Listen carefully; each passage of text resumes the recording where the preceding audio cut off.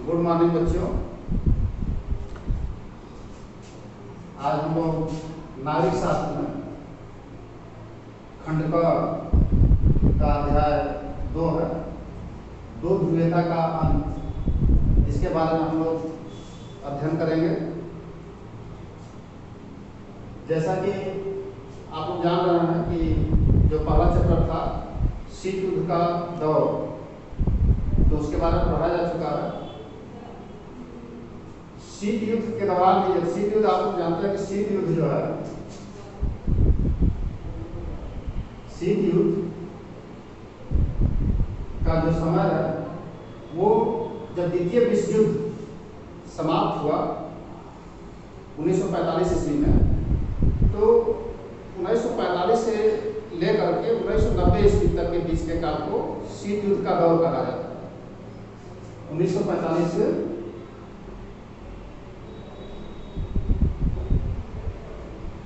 1990 ईस्वी के काल को शीत युद्ध कहा जाता है। उसी शीत युद्ध के दौरान जब द्वितीय विश्व युद्ध समाप्त हुआ, उसके बाद दो ध्रुव बने। जैसे चैप्टर का ही नाम है दो ध्रुवीयता का अंत, तो हम लोग इसमें जानेंगे कि दो ध्रुवीयता क्या है, अर्थात दो ध्रुव क्या है, इस दो ध्रुव की उत्पत्ति कैसे हुई। तो जब शीत युद्ध समाप्त हुआ तो उसके पश्चात संपूर्ण विश्व दो ध्रुवों में बट गया। एक ध्रुव था पूंजीवाद और दूसरा ध्रुव था साम्यवाद या समाजवाद।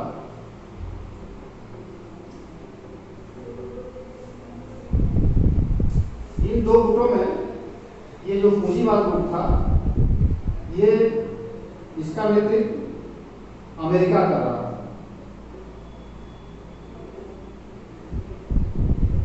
और ये साथ वाले जो समाजवाद जो दूसरा ध्रुव था, इसका नेतृत्व सोवियत संघ कर रहा था।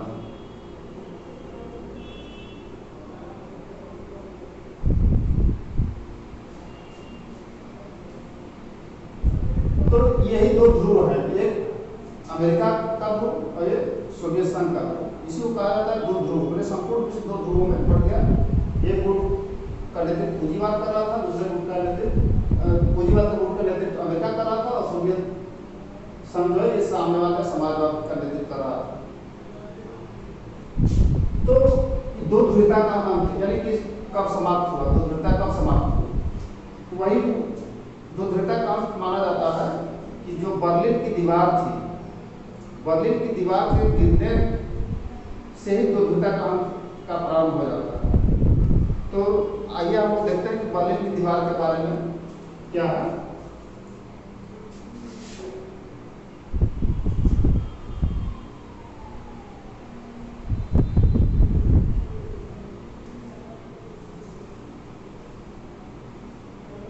जैसे मान लीजिए कि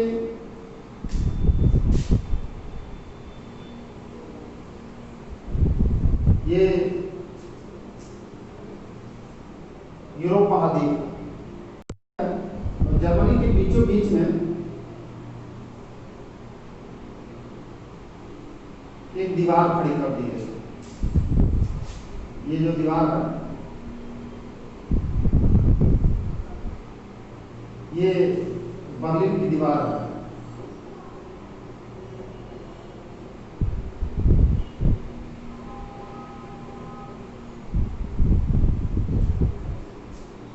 तो इधर वाला भाग जो है ये ईस्ट है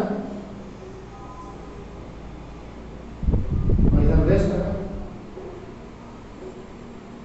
ये पूर्वी भाग और ये पश्चिमी भाग, यानी ये पूर्वी जर्मनी हुआ और ये पश्चिमी जर्मनी। इसी के बीच में ये बर्लिन की दीवार खड़ी की गई। बर्लिन की दीवार का निर्माण, इसका निर्माण जो है 1961 ईस्वी में की गई। और इसको कब गिराया गया, किसने गिराया? तो जनता ने गिराया। कब गिराया?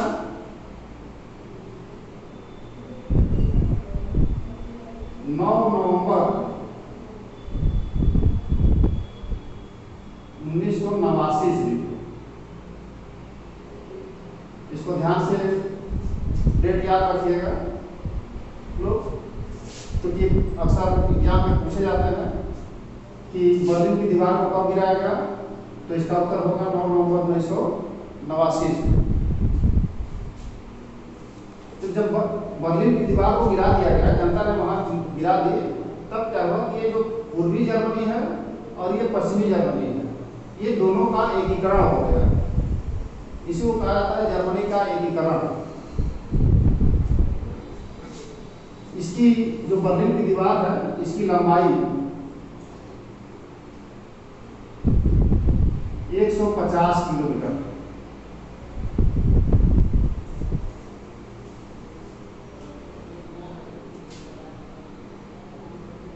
इसके बाद ये बर्लिन की दीवार को गिरने को ही कहा जाता है कि दो ध्रुवता का अंत यहीं से प्रारंभ हो जाता है, दो ध्रुव होने की समाप्त हो गई। अब केवल एक ही ध्रुव रह गया, वो अमेरिका, यानी वो एक महाशक्ति के रूप में उभर करके सामने आया। अब इसके बाद हम लोग आते हैं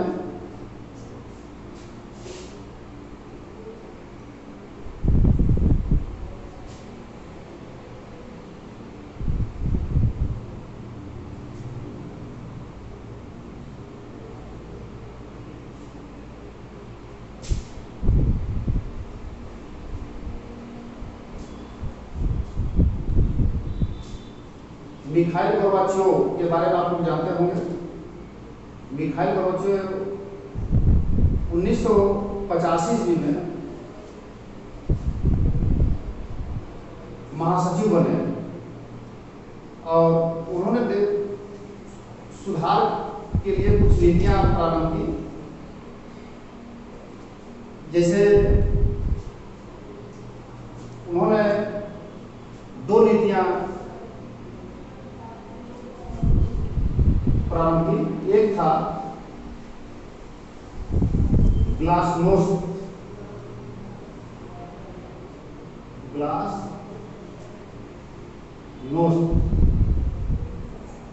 और दूसरा था पेरेस्ट्रोइका।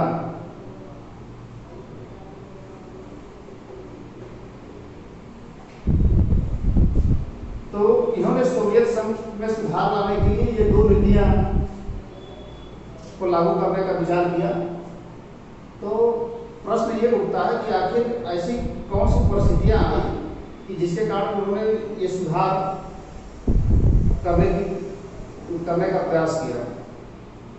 तो जो परिस्थितियां थी उसमें जैसे पहला पॉइंट है कि कृषि और उद्योग का सरकारीकरण कर दिया गया था, यानी कि जो कृषि और उद्योग थे वो दोनों सरकारी नियंत्रण में थे।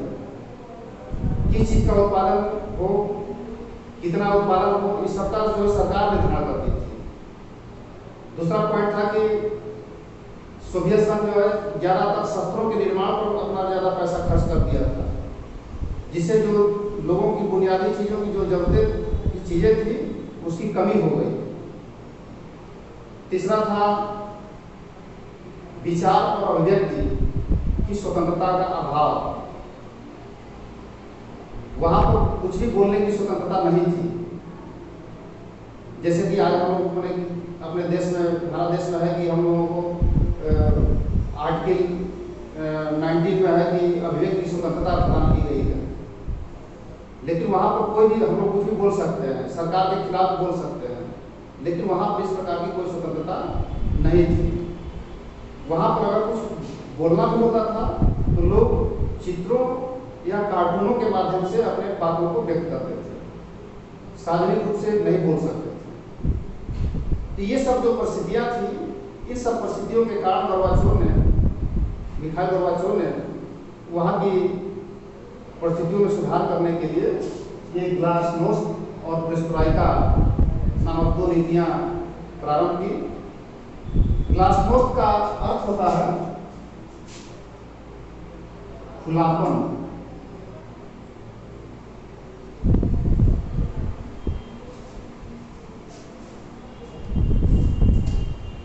वहां पर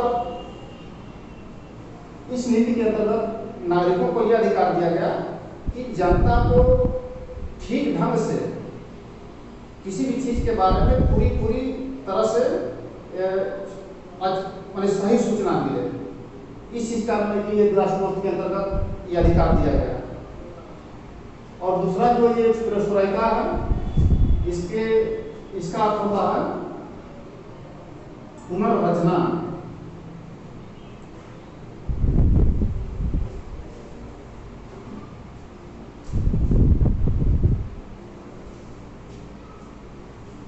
इस नीति के अंतर्गत राजनीतिक, आर्थिक और प्रशासनिक सुधारों पर बल दिया गया। औद्योगिक संस्थानों और व्यापारिक यूनिटों में प्रतियोगिता को प्रोत्साहन दिया गया। निजीकरण पर जोर दिया गया, जो हमारे देश में 1991 में मनमोहन सिंह के द्वारा निजीकरण प्रारंभ किया गया था। उस चीज को इन्होंने एक पेरेस्ट्रोइका के अंतर्गत निजीकरण पर जोर दिया। तो उन्होंने ये सुधार किए, किंतु मिखाइल गोर्बाचेव ने जो सुधार किए वहां पर जो कट्टरपंथी थे, जो साम्यवाद को ज्यादातर मानने वाले थे, अंधभक्त थे, उन्होंने इसका विरोध किया और इस नीति के खिलाफ विद्रोह कर दिया। किंतु अंत में यह विद्रोह सफल नहीं हुआ, अंततः यह विफल हो गया। और इसकी विफलता में सबसे महत्वपूर्ण योगदान बोरिस येल्सिन का था। बोरिस येल्सिन ने इनका साथ दिया था, किंतु अंत में जो विद्रोही थे वे विफल हुए। इसके बाद अब हम लोग आते हैं सोवियत संघ का विघटन।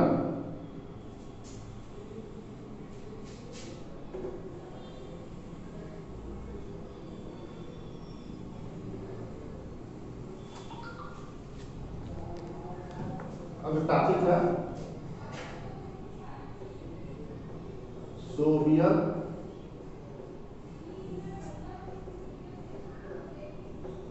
संघ का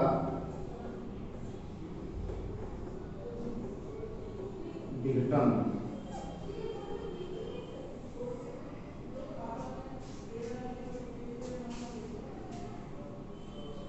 तो प्रश्न उठता है कि सोवियत संघ का विघटन कब हुआ।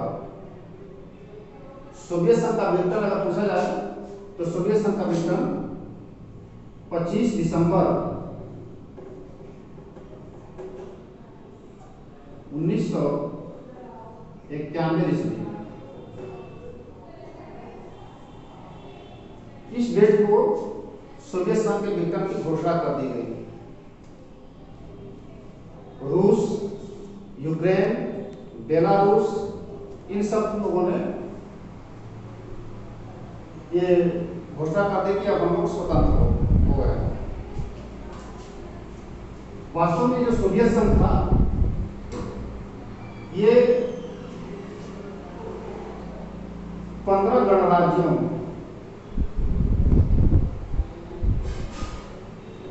का संगठन था।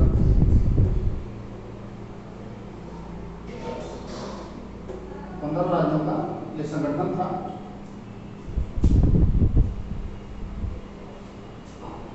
ये 15 राज्य अपने को स्वतंत्र घोषित कर दिए और वहीं से ये सोवियत संघ का विघटन हो गया।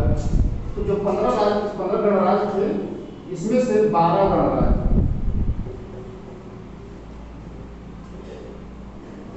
भारत गणराज्य क्या किए कि स्वतंत्र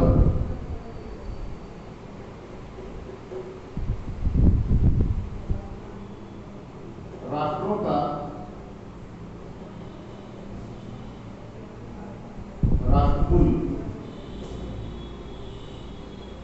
इसको इंग्लिश में कहा जाता है CIS,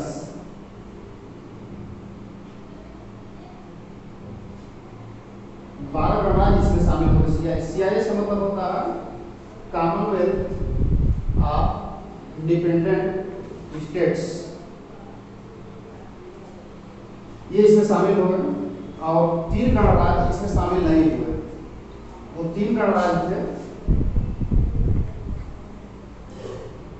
लाटविया,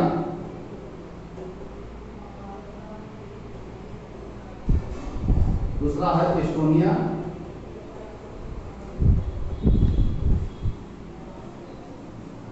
और तीसरा है लिथुआनिया।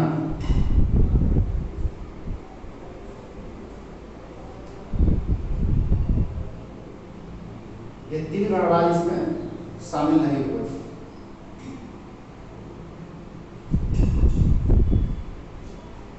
जब ये सोवियत संघ का विघटन हो गया तो सोवियत संघ का उत्तराधिकारी रूस को माना गया।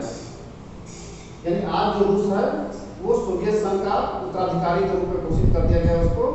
और रूस आपको मालूम है कि संयुक्त राष्ट्र संघ का एक अस्थायी सदस्य देश है, जो जैसे 5 अस्थायी सदस्य देश होते हैं जिनको वीटो पावर प्राप्त हुआ रहता है, उनमें से रूस भी एक अस्थायी सदस्य देश है।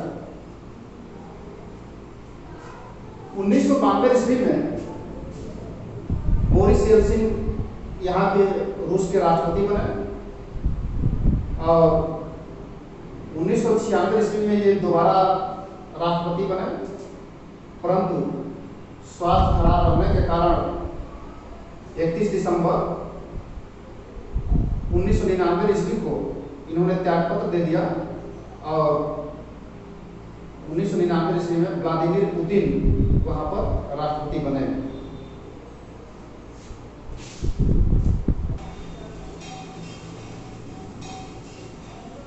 तो अब हम लोग जो है सोवियत संघ के विघटन के बाद, विघटन के कारण के पश्चात सोवियत संघ का विघटन हो गया है। और उसके बाद जो है सोवियत संघ के विघटन के कारण, यानी कि जो सोवियत संघ का विघटन हुआ उसके क्या कारण थे, ये भी एग्जाम में पूछा जाता है। और ये ज़्यादातर 6 नंबर वाले प्रश्न पूछे जाते हैं, जो दीर्घ उत्तरीय प्रश्न होते हैं। सोवियत संघ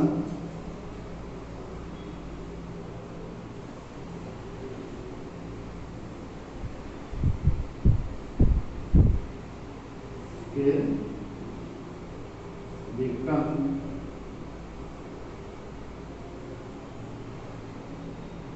के कारण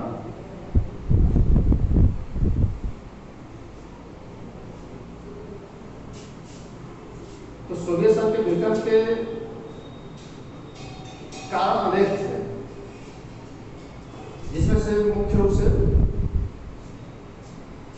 पहला कारण मिखाइल गोर्बाचोव की नीतियां।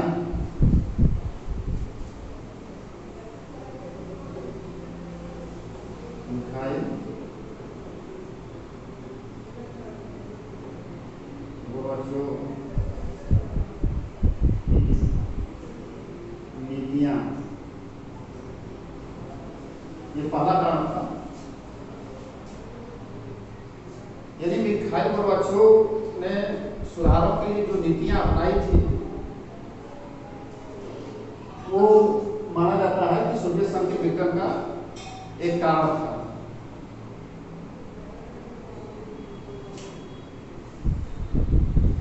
उन्होंने जो पेरोस्ट्राइका यानी कि पुनर्रचना का जो नीति प्रारंभ की थी, या जो अभियान चलाया था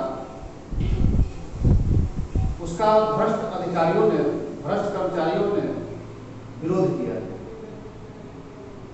वे लोग केवल साम्यवाद में ही चिपके रहना चाहते थे, जो पहले से चली आ रही थी साम्यवाद, उसी से चिपका रहना चाहते थे, उसमें कोई भी नवीनता नहीं लाना चाहते थे।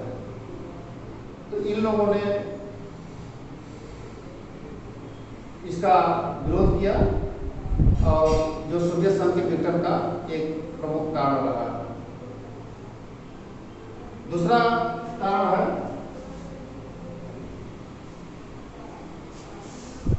पूर्वी यूरोप में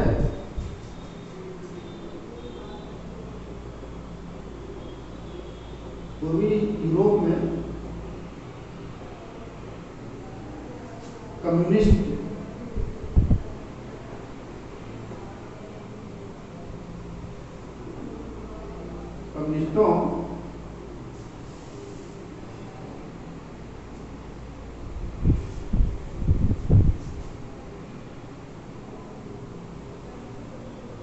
कम्युनिस्ट पार्टी एवं सरकारों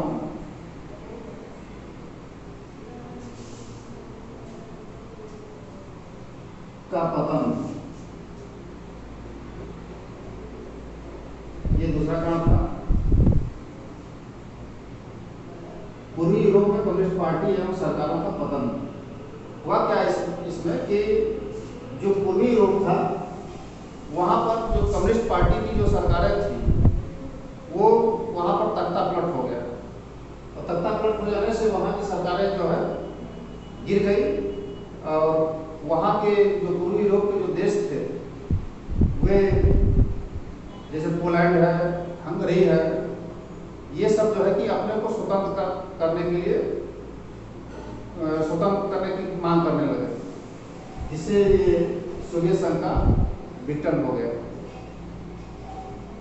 तीसरा कारण है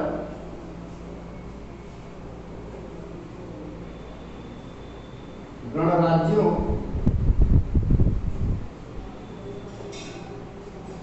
की आकांक्षाएं।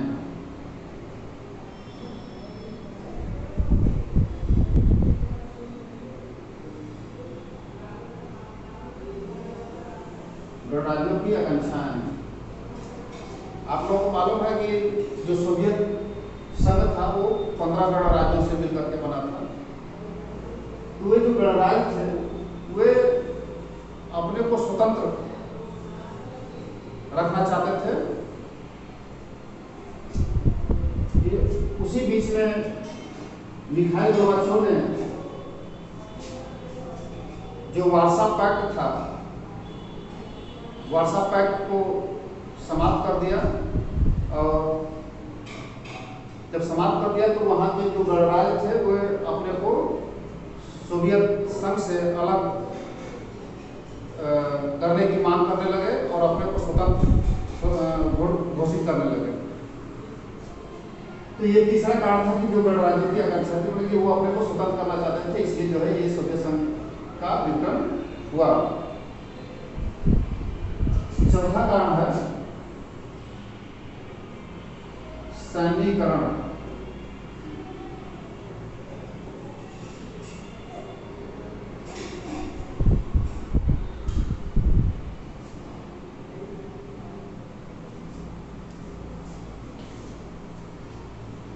सोवियत संघ के विघटन में सैन्यीकरण का भी बहुत महत्वपूर्ण योगदान है, क्योंकि सोवियत संघ ज्यादातर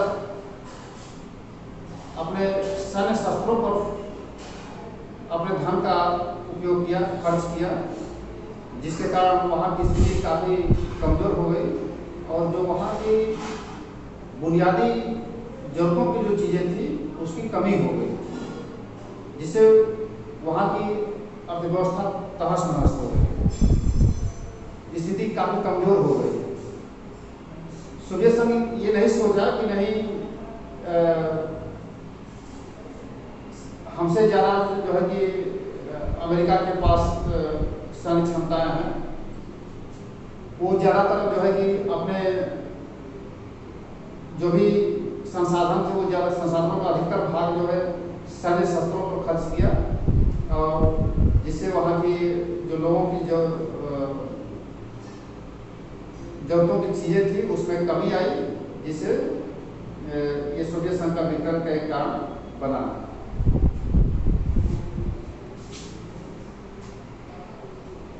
तो अब जो है सोवियत संघ के विघटन के कारण के पश्चात अब हम जानेंगे कि ये जो सोवियत संघ का विघटन हुआ उसके क्या परिणाम हुए।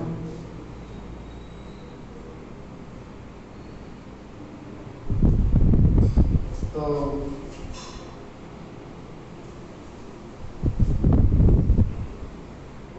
सोवियत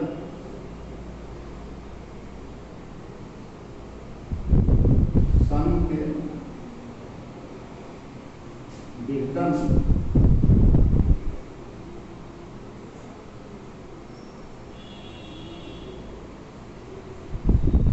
के परिणाम,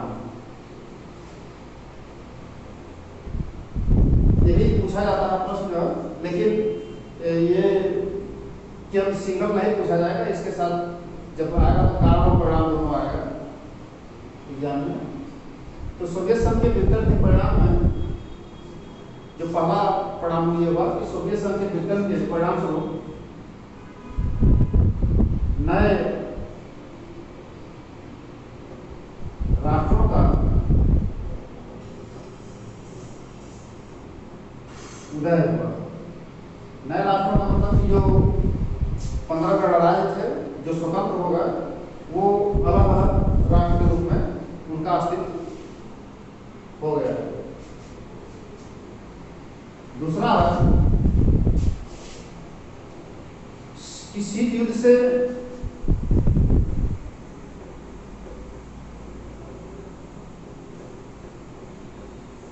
उत्पन्न संघर्ष की समाप्ति, यानी जो शीत युद्ध में जो उत्पन्न हुआ संघर्ष जो उत्पन्न हुआ था वो क्या हुआ, अब वो समाप्त हो गया। तीसरा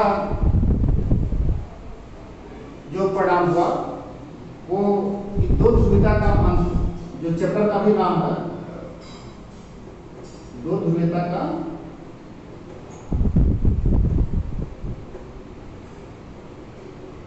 अंत, यानी कि सोवियत संघ के विघटन से क्या हुआ कि जो दो ध्रुव थे, यानी कि एक अमेरिका का ध्रुव और एक सोवियत संघ का जो ध्रुव था, सोवियत संघ समाप्त हो गया। अब जो है कि केवल क्या हुआ, केवल एक अमेरिका ही एक महाशक्ति के रूप में एक ध्रुव के रूप में रह गया, और तो जो दो ध्रुव थे वे समाप्त हो गए, यानी उसका अंत हो गया। चौथा जो परिणाम है वो है कि तेल भंडार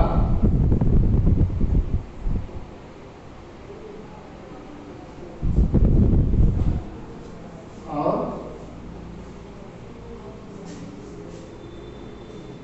अमेरिका का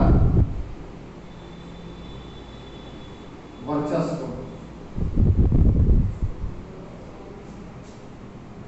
यानी कि अब अमेरिका जो है कि केवल महाशक्ति के रूप में हो गया था, तो अमेरिका जो है कि तेल भंडार पर अपना कब्जा कर लिया और उसका वर्चस्व स्थापित हो गया।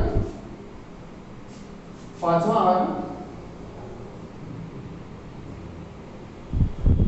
शीत युद्ध की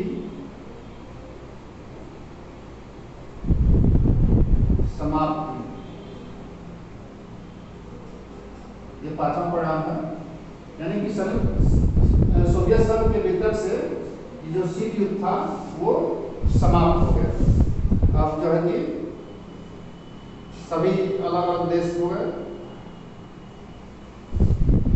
केवल अमेरिका ही एक महाशक्ति के रूप में रह गया। तो आज का टॉपिक यहीं समाप्त करते हैं, और इसमें एक टॉपिक और है शॉक थेरेपी, जिसको हम अगले लेक्चर में पढ़ाएंगे। धन्यवाद।